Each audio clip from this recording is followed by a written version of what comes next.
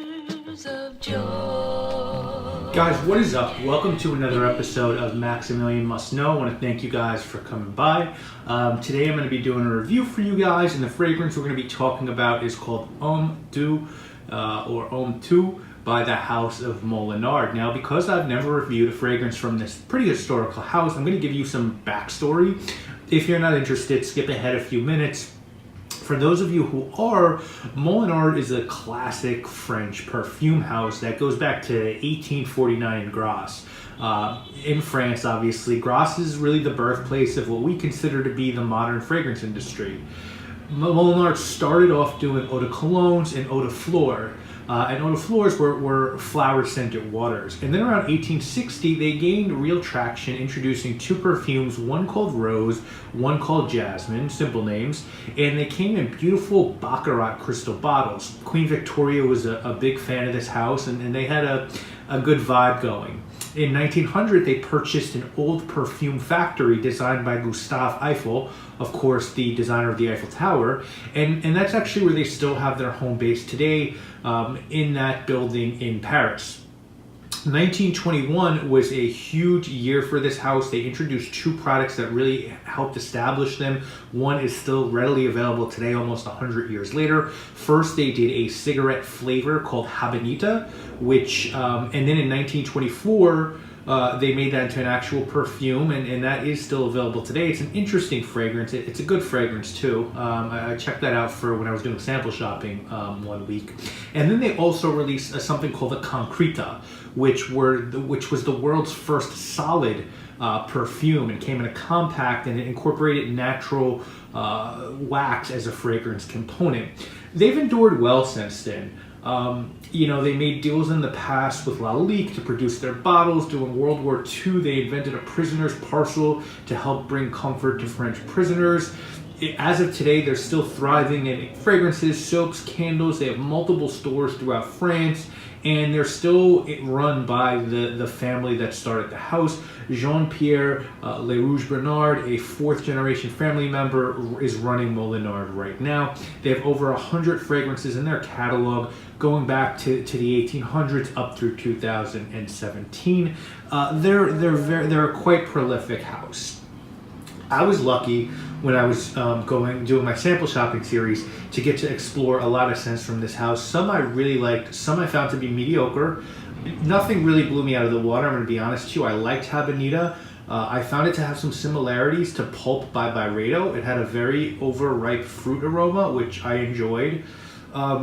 Today, the fragrance we're looking at is this guy, and this is Molinard Homme 2. It's the only fragrance from Molinard that I own, and this was a total blind for me. I think, I could be wrong about this, that Sebastian from the Old Man Loves Cologne channel, I know he has a new channel now, I think it's called Smelling Good, Feeling Good, but I think he liked this one. He mentioned it or something on Facebook, or either did a video, and I was like, oh, I don't have a Molinard fragrance, let me get this one. I got my bottle from eBay for 20 bucks. It's 120 ml, it's eau de toilette. And, that's what you should expect to pay if you're interested in purchasing this scent, anywhere between $18 and $23. That's the price I checked online, and there's multiple websites that have it for that rate. I think most of the Molinard Homme fragrances are in that price range. They do have more expensive lines, like private collections. I think Min carries them, and I would love to check those out at some point. This was a 1996 release. I don't know who the perfumer was, but note-wise on this one, it's Artemisia, Juniper Berry, Bay Leaf, Sicilian Mandarin at the top, orange, Virginian cedar, coriander, and lavender in the middle, honey, patchouli, vanilla, and vetiver in the base. Now, the bottle is it's a really tall red bottle with white writing on it. I just didn't want to dig it up. It's not that impressive. The bottle, it looks nice, but see, this chips easily. You could see it really chips bad. I haven't really banged this around, but the paint on it just chipped. It's kind of cool. It does have the notes in French on it, which I do enjoy. Vanilla bourbon, patchouli de Singapore, Mille de Provence, and a vetiver. That's the honey. So everything I just mentioned is this. It has the Molinard crest on the top, and it's got a pretty beastly sprayer, I must say. I gotta give it that. And the bottle's cool. If the paint didn't chip, I would absolutely dig this bottle. And then you have Molinard for men, and then you have the 2 designation there, and there is nothing on the bottom. So, as I said, if the paint didn't chip, it would be good money. How does this smell? This is a weird scent, but the best way I could describe this is the neutered version of a cross between Homme and Fleur de Mail by Jean-Paul Gaultier. But the notes are very different from both of those. This is a little floral at top. It smells like there's some orange blossom perhaps, or neroli, even though that's not the note breakdown. And then some white florals sitting on top of vanilla, patchouli, and honey. And that sort of sounds heavy and dense, but this is a really light fragrance, and it sort of really quickly dries down to that honey and vanilla combo with just a touch of patchouli. Out of the bottle, it blasts on my skin with that orange.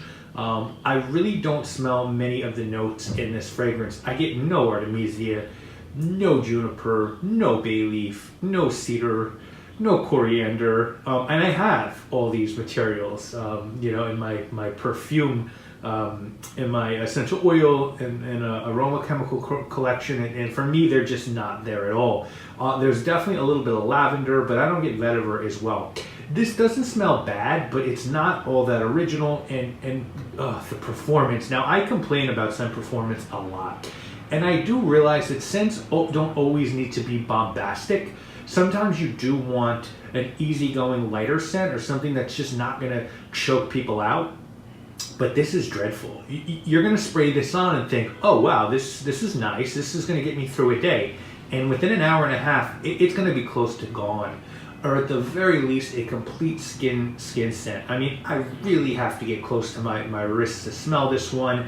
And the problem is it's just not that good to put up with that. It's absolutely unisex. If someone likes the way that Homme or Fleur de Mail smell, they will like this one for as long as it lasts. And ideally, I think you'd want to wear this one during the spring or summer to work or casually, but I think you need to be hard up to reach for this bottle. If you're looking for something similar, yeah, Homme or Fleur de Mail. This is just like those. It's almost a love child of them, but it's much softer than both. If someone were trying to talk you into purchasing this, I think they'd say that, hey, it's nice out of the bottle and you're getting a piece of French history. If someone were trying to talk you into skipping it, I think they'd say that, well, that bottle shipped immediately, this has dreadful performance, and there's nothing new about this fragrance. You know, I sort of always wondered why Molinard, a house with this rich history, isn't as highly esteemed in the perfume world as some of the other big French houses that go back historically. And I think the answer is just in the quality of some of their scents.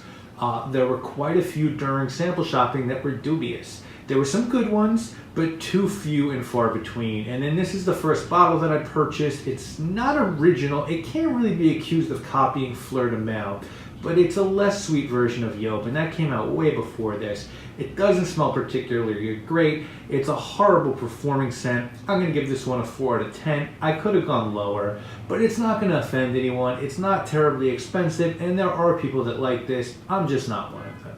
So guys, that is my review of Molinard Homme 2. If you guys have smelled this, I'd love to know if I'm bugging or what you think of this one. And I'll see you next week with more videos. Again, guys, I want to thank you all so much for watching. Obviously, my name is Maximilian.